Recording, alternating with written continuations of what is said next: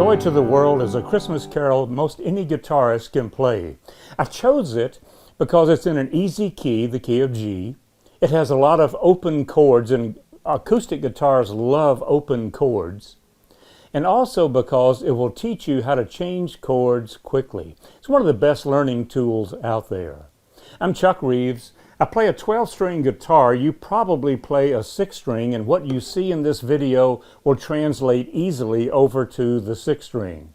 If you're unfamiliar with a 12-string, it is strung pretty much the same way as a 6-string, except the bottom 4 strings, the E, the A, the D, and the G, are tuned in octaves. There's a string that's an octave higher.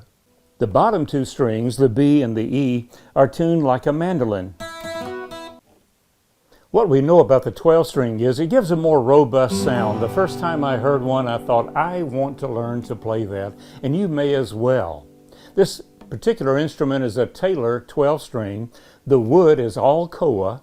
The bracing inside was scientifically developed, and the reason this guitar sounds as good as it does without any amplification is because the luthiers that built it spent a lot of time developing the woods, how the woods are dried, and even the finish on the guitar can change the way the guitar sounds.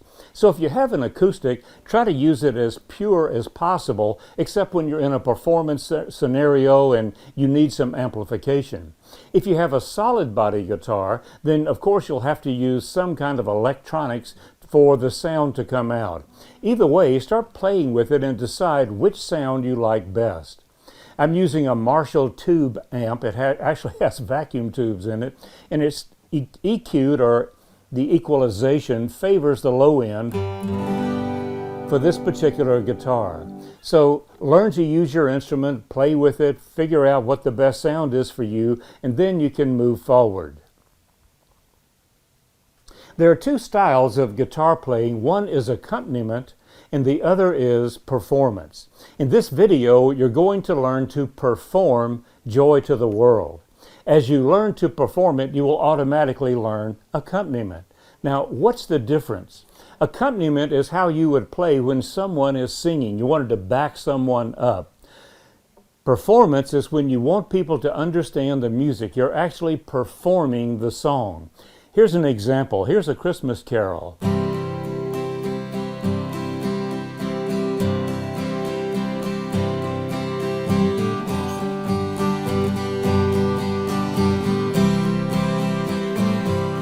What song is that? What carol is it? Silent Night.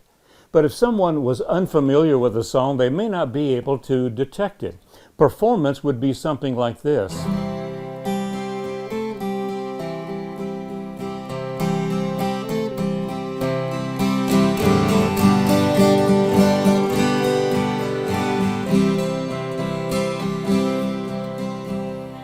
Now you'll notice all I did was hold the same chords down and add a finger once in a while, or lift a finger once in a while.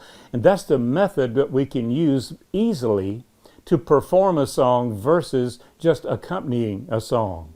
Another thing about performing is you can change keys. The singer may not be able to change keys, you probably could. So in Silent Night, we could go from the key of C, which we're in right now, to the key of D.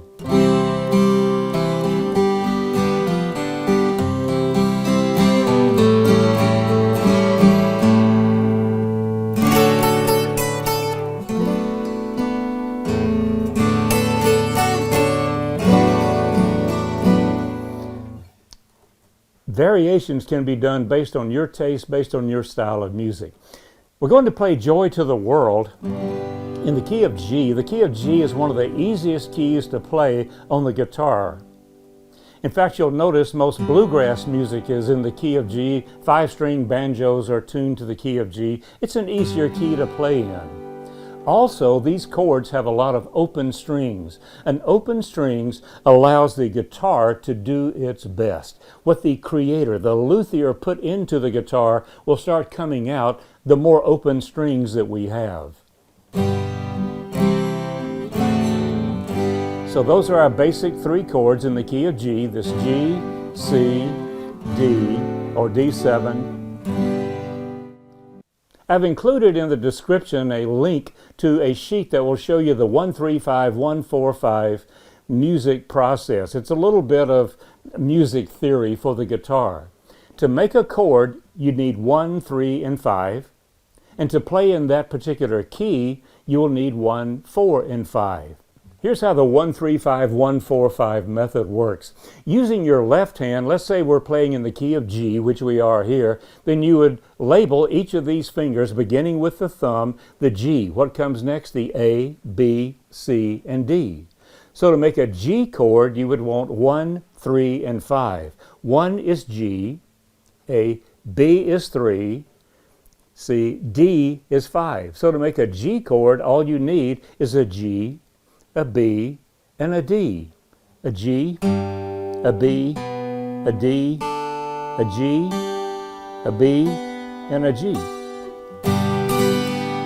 To make a C chord, it would be C, D, E, F, G. So to make the chord C, E, G. C, E, G. C, E. Now to play in either of those keys, the G or the C, you would use 1-4-5 instead of 1-3-5. So in G, G, A, B, C, D, we would need the G, the C, and the D.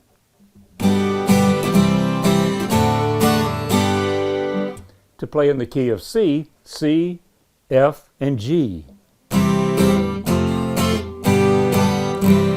See how simple that is? So when someone says, can you play this in the key of G, you know how to make the G chord and you know the progression in the G chord. This is very basic. There are relative minors and some other things that can be added. But for playing behind most songs, all you need is the 1-3-5, the 1-4-5 method. Okay, let's look at Joy to the World.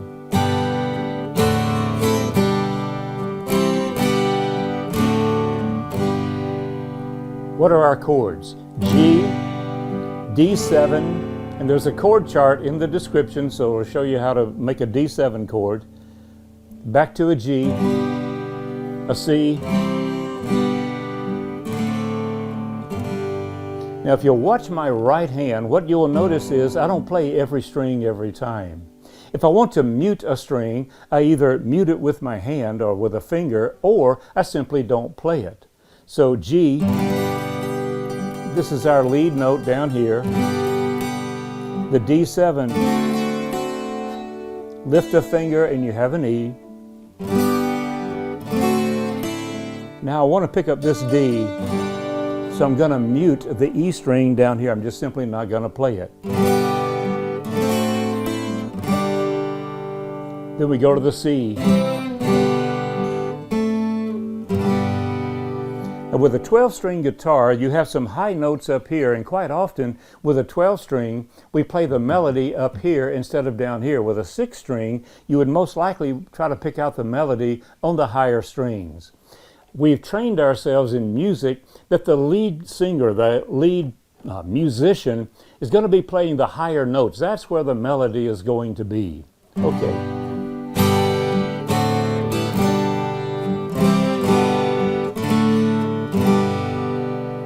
Practice that. All we're doing is G, G7, lifting a finger, and back to G, C, G, D, G. See how simple that is? Practice that over and over again, and then let's go to the next section.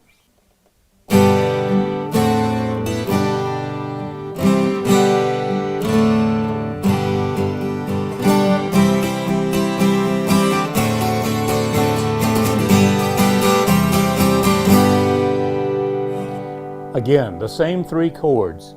We need this D as the initial note, so we're going to play the G chord, picking up the D here with our little finger and not playing the E string.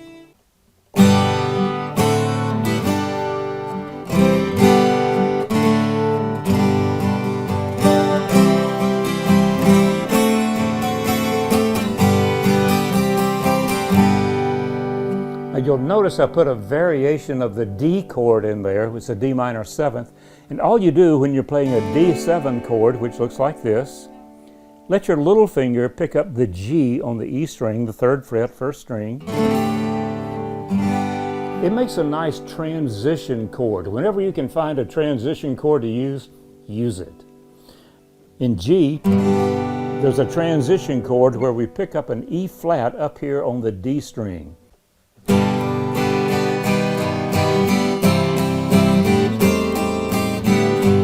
If you find one, use it as often as possible. Make it a part of your repertoire. Okay, back to Joy to the World.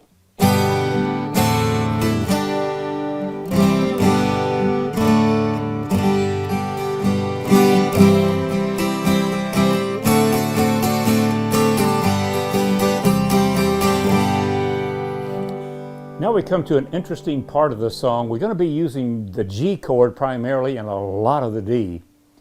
What we're looking for is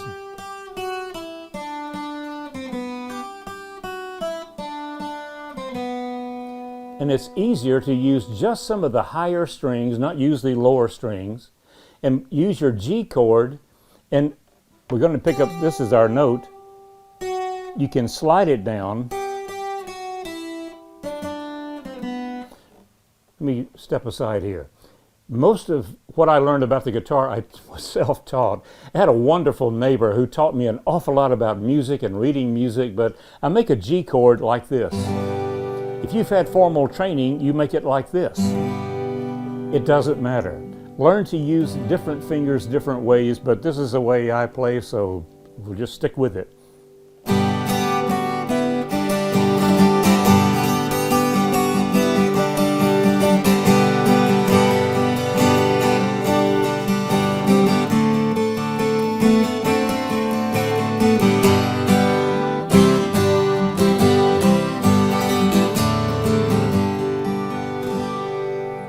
So how do we do this part of the song? Hold a G chord, but accent the G on the E string.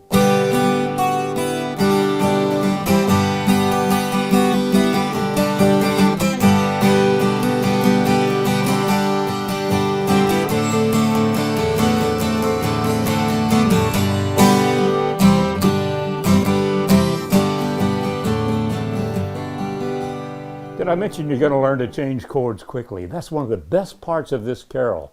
The more often you can do that, the better you can do it. You'll find some chord charts for this song, Joy to the World, online, and they omit some of these chords just because they think it's too difficult to play it. So again, concentrating on the left hand here, let every heart.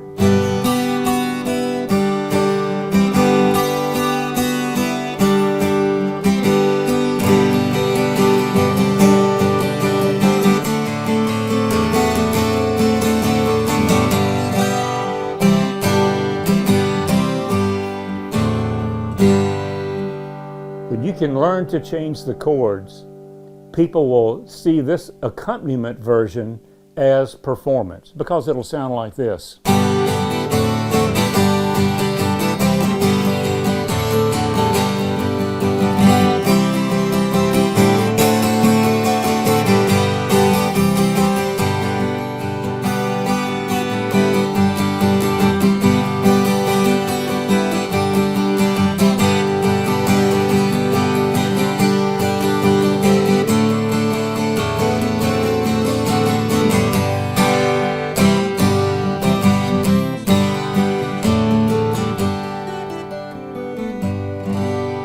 See how it works? It may look more complex, and initially you will struggle with it, but stick with it. It really does not take long to pick this up. And the more you use this song as a way of training your left and right hands to work together, the better it's going to be. Now, let's look at the right hand for just a moment. There's downstrokes and upstrokes. Upstrokes tend to favor the higher strings. Did you see what I did there? Let's do it again. I muted the E string just simply using a finger. Now I can also, I've been doing this a while, just avoid playing that string. But out of habit, I like to mute a string that's not going to resonate during the song, just for safety's sake.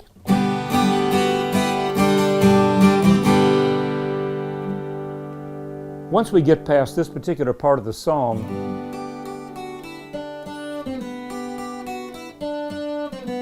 it's okay to start building the chords back up again.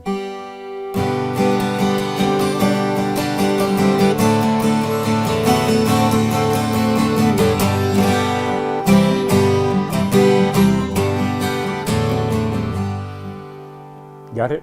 Good. One more point. If you're still taking lessons, great, keep it up. We never finish learning. There's always something new to learn on the guitar, and when you start playing with other people, they'll show you some riffs and techniques that they've picked up.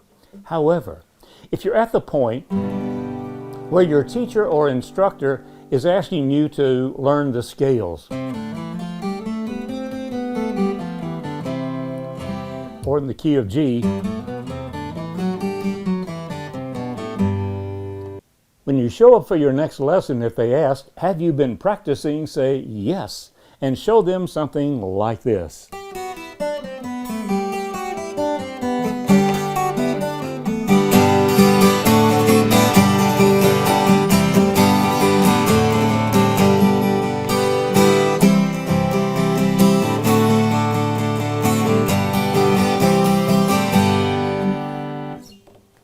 Okay, I'm going to play it through one more time. If you want to concentrate on the left hand to see what's going on over here on the right hand, remember you can always pause the video and look at how I configure chords, even though it may be wrong, or go back and repeat different sections. But if you'll study the right hand, you'll see how I'm able to select certain strings only when I want them, and how to choose downstroke and upstroke.